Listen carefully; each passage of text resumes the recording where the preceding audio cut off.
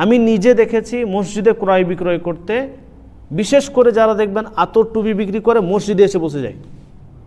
মসজিদের ভিতরে এসে এক কোণাতে বসে যায়, নামাজ পড়ার পরে আতর টুপি সেন্ট ইত্যাদি সব বিক্রি করে, সুরমা লাগিয়ে দেয় আর বিক্রি করে ওখানে, মসজিদের ভিতরে বিক্রি করছে।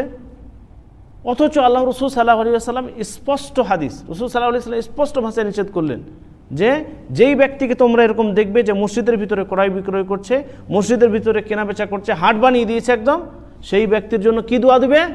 বদদোয়া দিবে, লা আরবাহাল্লাহু তিজারাতাক, তোমার ব্যবসায় যেন উন্নতি না হয়, কোনো ফায়দা না হয়। যে সমস্ত মসজিদগুলোতে এরকম কোনো ব্যক্তিকে কেউ দেখতে পাবেন, সঙ্গে সঙ্গে তাকে এই বদদোয়াই দিবেন, লা আরবাহাল্লাহু তিজারাতাক, তোমার তিজারতে যেন আল্লাহ তাআলা কোনো উন্নতি না দেয়, এবং সম্ভব হলে তাকে মসজিদ থেকে বের করে বাইরে বসতে বলুন, মসজিদ থেকে বাইরে বেরিয়ে যান। কারণ মসজিদটা হচ্ছে কিসের জন্য? ইবাদতের জন্য। ওয়ান্নাল মাসাজিদা লিল্লাহ, আল্লাহ তাআলার জন্যই মসজিদ। তো এই মসজিদ বানানোর উদ্দেশ্যই হচ্ছে আল্লাহ সুবহানাহু ওয়া তাআলার ইবাদত করা। এখানে যদি আপনি হাট বসিয়ে দেন, বাজার বসিয়ে দেন, ক্রয় বিক্রয় করেন, তাহলে উদ্দেশ্য নষ্ট হয়ে যাচ্ছে।